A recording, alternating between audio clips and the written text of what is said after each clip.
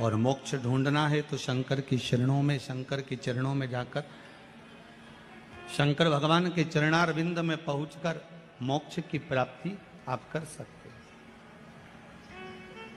शिव के चरणों में। इसलिए भगवान देव अधिदेव महादेव की प्रार्थना, देव अधिदेव महादेव से निवेदन, देव अधिदेव महादेव से विनती, ये सुख देने वाली। तेरी पूजा में दूध ले आई, उसे बछड़ा भी झूठा कराई। शंभु शरणे पड़ी, मांगू घड़ी रे घड़ी, दुख दया करी ने दर्शन। भगवान से प्रार्थना कर सकते, उस शंभू से निवेदन कर सकते, फिर क्यों ना दे बाबा।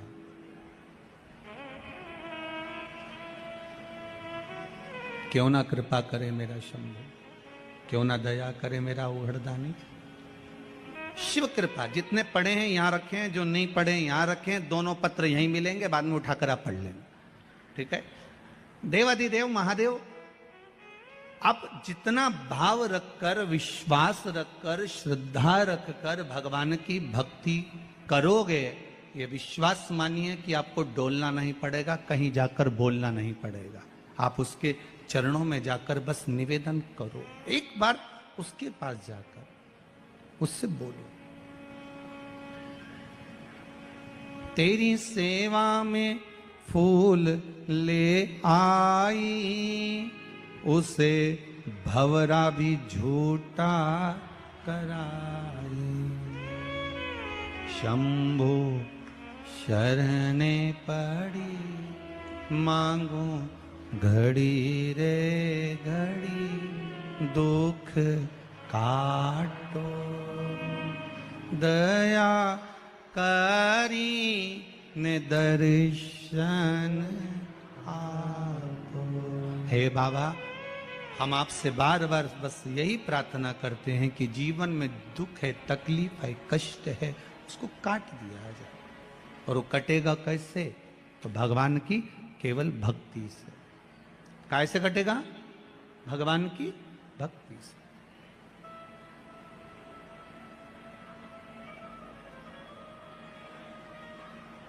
दुनिया के लोग जरा सी बात से आपको छोड़ देते हैं, थोड़ी सी बात हुई और दुनिया के लोगों ने आपको छोड़ दिया।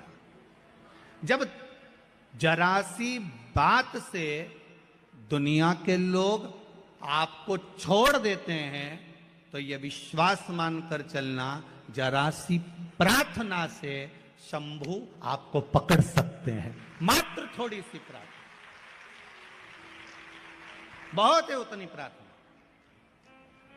हमें ढोंग नहीं करना, हमें ढकोसला नहीं करना, हमें दिखावा नहीं करना कि मैं बहुत बड़ा भक्त हूं या मैं बहुत बड़ी भक्तन हूं, हमें नहीं करना। आग लगे बस्ती में अपन रहो मस्ती में, अपन तो एक लोटा पानी उठाया, शिव जी को चढ़ाया। हाँ, अगर घर से पानी लेकर जा रहे हो तो उससे बढ़कर कोई सुख नहीं है। मंदिर का अगर पानी ले रहे हो, एक लोटा पानी अगर मंदिर का लिया है तो पहले 1 रुपया आपको उस गुल्लक में, उस दान पेटी में डालना है। कि इस दान पेटी में इसलिए क्योंकि लोटे का किराया, पानी का किराया, ये सब देना पड़ेगा, तब जाकर उस पानी की महत्वता होगी, नहीं तो पानी की कोई महत्वता नहीं है। अपने पास का चढ़ाओ, अपने जल को आप आनंद में लेकर जाओ।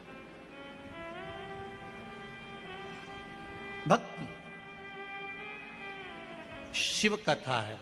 शिव कथा साधारण नहीं होती। शंकर की कथा में शंकर ही कहीं ना कहीं अमृत बरसा ही देता है। ये उसी की कृपा होती है, उसकी कृपा बिना कुछ नहीं होता। जहां शिव है वहां गंगा है, जहां गंगा है वहां शिव है। शिव उपासना, भगवान की अविरल भक्ति। महाराज शिव महापुराण की कथा कर रही है। मां अहिल्याबाई का चरित्र कह रहा है। इस मालवा की महारानी का चरित्र कह रहा है और उससे हमें सीखना है कि हमें कभी हारना नहीं। जैसे बिंदु प्रेत योनि में पड़ गया था और चंचुला देवी हारी नहीं, मां जगत जननी से प्रार्थना कर कर शिव जी की भक्ति में लग गई और शिव महापुराण की कथा करवा ली। शंकर की कथा बाचने वाले तुमरुका जी को बुला लिया। तुमरुका जी ने जब कथा कहना प्रारंभ करी तो उसमें तुमरुका जी ने विश्वास की कथा करी। विश्वास की कथा,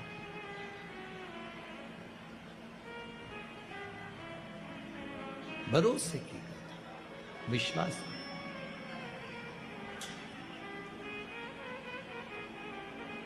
और वो विश्वास तुमरुका जी ने जगाया चंचुला देवी के हृदय में। वो विश्वास जागृत कर।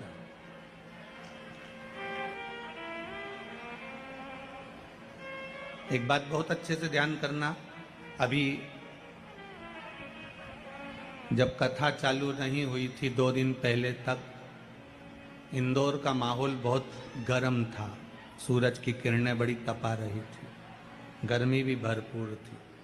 पर बाबा की जब कथा चालू हुई है कल से, आपको ऐसा महसूस होगा जैसे कैलाश धाम में बैठकर कथा श्रवण कर रहे हैं।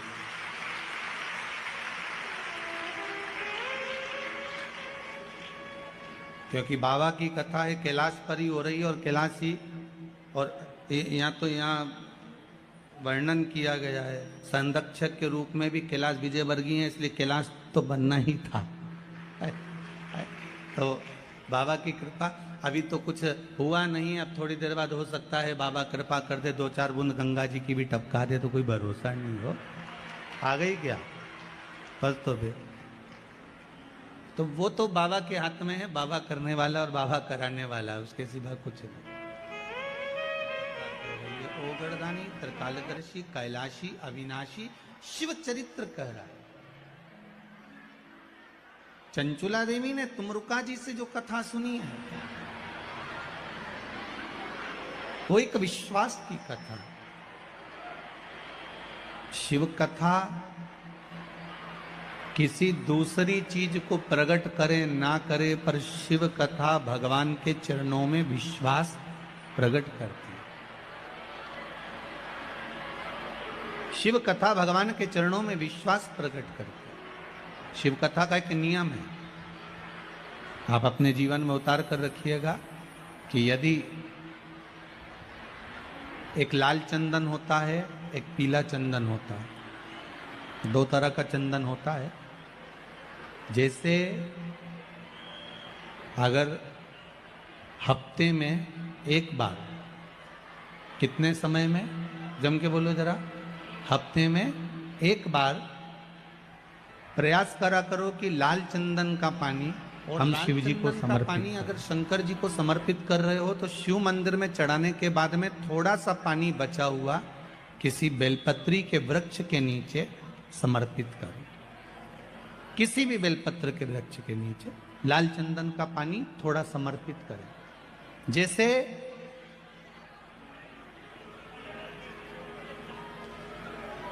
अगर बच्चों का विवाह नहीं होता है, शादी नहीं होती है, तो अपन लोग क्या करते हैं कि भाई एक बेलपत्री का जो पत्ता होता है, उस पत्ते के बीच वाली जो पत्ती होती है, उस पत्ती पर अपन केसर को घिसकर, केसर को घोलकर उस पत्ती पर अपन केसर का तिलक लगा देते हैं। और केसर का तिलक लगाकर जिसका विवाह नहीं होता, उसकी ये बीच वाली उंगली पर, ये बीच वाली पत्ती को अंगूठे से टच कर कर उसको रख देते। उसका नाम और गोत्र बोलकर उस पत्ती को शंकर भगवान पर किसी भी प्रदोष के दिन शिव जी को समर्पित कर देते हैं। बस इतना याद रखें कि इस पत्ती का जो मुख है वो जलाधारी की ओर होना चाहिए। जब हम चढ़ाएं उस समय पर केसर का तिलक लगाकर अंगूठे से उसको टच कर कर नाम गोत्र बोलकर, जिसका विवाह नहीं हो रहा है, शादी नहीं हो रही है, शिव जी को उसे चढ़ा दो किसी भी प्रदोष के।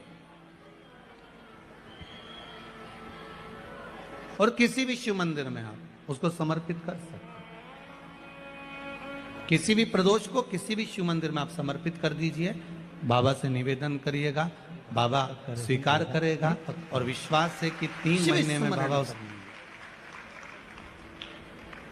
भगवान देवाधिदेव महादेव की कथा कह रही है, शंकर का चरित्र कह रहा है, मेरे शिव का अनुमोदन कर रहा है कि शिव महापुराण विश्वास को जागृत करती है।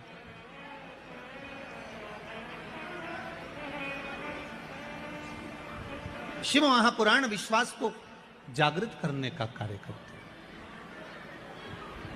और जब विश्वास की जागृतता हो, जैसे देवऋषि नारद जी ने तप किया, साधना करी, देवऋषि नारद ने खूब तप साधना करी, और जब देवऋषि नारद जी ने तप साधना करना प्रारंभ करा, तप साधना के बल पर देवऋषि नारद ने काम को जीत लिया, कामदेव पर विजय प्राप्त कर लिया, काम को जीत लिया। पर थोड़ा सा देवऋषि नारद ने जब कामदेव को जीता तो थोड़ा सा अभिमान देवऋषि नारद के भीतर प्रकट हो गया, थोड़ी सी अभिमतता देवऋषि नारद के भीतर आ गई।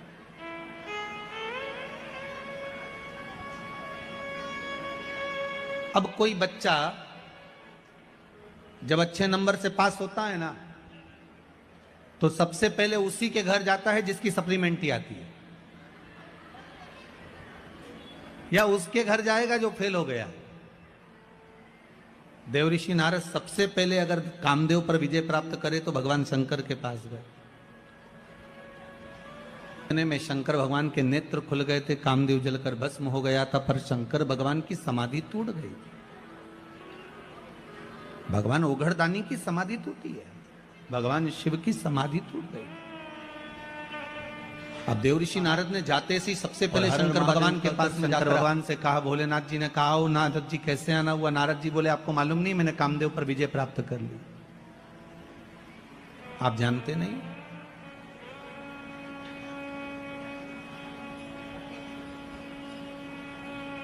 मैंने कामदेव पर विजय प्राप्त करी, आप मुझे जानते नहीं हो क्या? भगवान शंकर ने मन में सोचा कि मेरे को तो मालूम था कि आपने काम पर विजय प्राप्त कर ली, पर शंकर भगवान के सामने देवऋषि नारद ने एक शब्द कह दिया, जिस कामदेव को आप नहीं जीत पाए उस कामदेव को मैंने जीता है। अब शंकर भगवान से कोई पूछे कि तुमने कामदेव को क्यों नहीं जीता, तो शंकर भगवान बोले, भैया ये रिश्तेदारी की बात है, रिश्तेदारी में हारना ही सबसे अच्छा काम होता है। बोलो सही है कि गलत है? अब जब दूल्हा दुल्हन का, बन्ना बन्नी का जब कंकन डोरा छोड़ा जाता है और उनको ऐसे कुछ पटक के पानी में, दूध की थाली में उनसे कहा जाता है इसमें ये सामान पड़ा है ना, उठा। अब बेचारा छोरा जो होता है, लड़का जो होता है, वो तो बेचारा शर्मा शर्मी में रह जाए कि बेचारी अब इसी को उठा लेने दो, दादा तू उठा ले, उठा ले।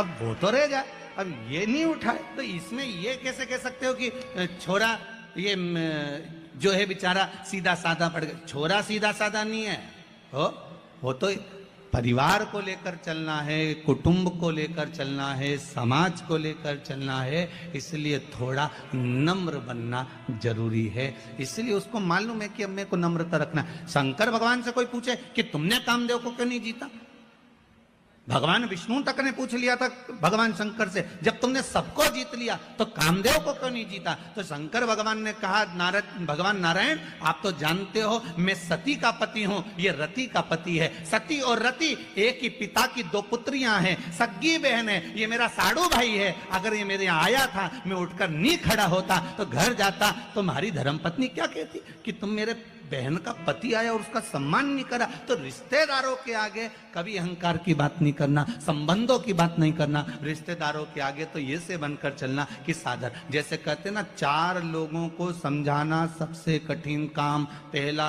अपने पड़ोसी को, दूसरा, तीसरा अपने पति को, उसकी मर्जी पड़ेगी वही करेगा, चौथा अपने पुत्र को। आप दुनिया भर में सबको ज्ञान दे दो, कितना ही समझा दो, पर अच्छे से अच्छा व्यक्ति भी इनको नहीं समझा सकता। वो बेचारा बाहर कितना भी सत्ता दिखाए न, घर जाए ना तो तुरंत कहते मेरे से फालतू बात करना मत, समझा दे रही हूं मैं, तुरंत वो की क्या, इनके कितना ही समझा। शंकर भगवान तक नहीं समझा पाए थे सती मैया को। अगस्त ऋषि की यहाँ कथा सुनकर आए, कुंभज बाबा की यहाँ कथा सुनकर आए, और कुंभज ऋषि की यहाँ जब कथा सुनने के लिए गए, कुंभज बाबा के चरणों को भगवान शंकर ने जाकर प्रणाम करा। सती मैया से कहा नमन करो। सती जी पूछती हैं मैं और अगस्त ऋषि को प्रणाम करूं? मैं आपकी अर्धांगनी, मैं देवादिदेव महादेव की पत्नी हूं, मैं कैसे नमन कर सकती हूं? शंकर भगवान कर रहे हैं, ये अगस्त ऋषि हैं, कुंभज ऋषि हैं, संत हैं, ब्राह्मण हैं, गुरुजन हैं, इनको प्रणाम करो। सती मैया ने प्रणाम नहीं करा, सती को हमको प्रणाम कर रहा है तो हम काय को प्रणाम करें? कथा बांचने वाले कुंभज ऋषि ने शंकर और सती को प्रणाम किया, नमन किया था, क्योंकि अगस्त ऋषि को मालूम है बाचने वाले से बड़ा होता है, जम के बोलो, सुनने वाला। सुनने वाला इसलिए बड़ा होता है क्योंकि सुनने वाला जमीन पर बैठता है। जमीन पर बैठता है तो जो जमीन पर बैठे और जिसके पास जमीन ज्यादा हो उसको लोग जमींदार कहते हैं।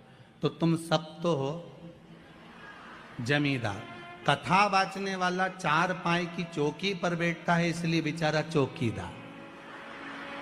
तो जमींदार बड़ा होता है कि चौकीदार बड़ा होता है? जम के बोलो, जमींदार बड़ा होता है, क्योंकि उसकी मर्जी पड़ी तो पड़ी, बैठा तो बैठा, नहीं तो उठ के वो जाए, वो तो जा रहा है। और जमींदार की मर्जी कहीं कहीं का पांव भी लंबा कर ले, और कहीं कहीं का जमींदार तो इतना होशियार रहता है जेब में से निकाल के मल भी ले, उसकी मर्जी। और जैसे ही बीच में भजन आए तो फटकी भी दे ले, और जैसे ही महाराज जी बोले हार हार, वो तो जमींदार है, उसकी मर्जी। पर बेचारा चौकीदार तो जो बैठा पाँव माँव जोड़ के, हाथ पैर जोड़ के कि 3 घंटा एक जगह बैठना है, कथा बाचना है, बच। तो जमींदार बड़ा कि चौकीदार? जमींदार बड़ा। राष्ट्र के 2 चौकीदार हैं, एक भारत की बॉर्डर पर बैठे हैं जिनके हाथ में हथगोले बंदूकें हैं, जो भारत की भूमि की रक्षा कर रहे हैं। और भारत के 2 चौकीदार हैं, एक भारत की बॉर्डर पर बैठे हथगोले बंदूक लेकर, और दूसरे हैं भारत के संत महात्मा कथाकार जो हाथ में रामायण गीता और भागवत लेकर, शिव महापुराण लेकर बैठे हैं। वो भूमि की रक्षा कर रहे हैं, ये सभ्यता और संस्कृति की रक्षा कर रहे हैं। ये भी चौकीदार।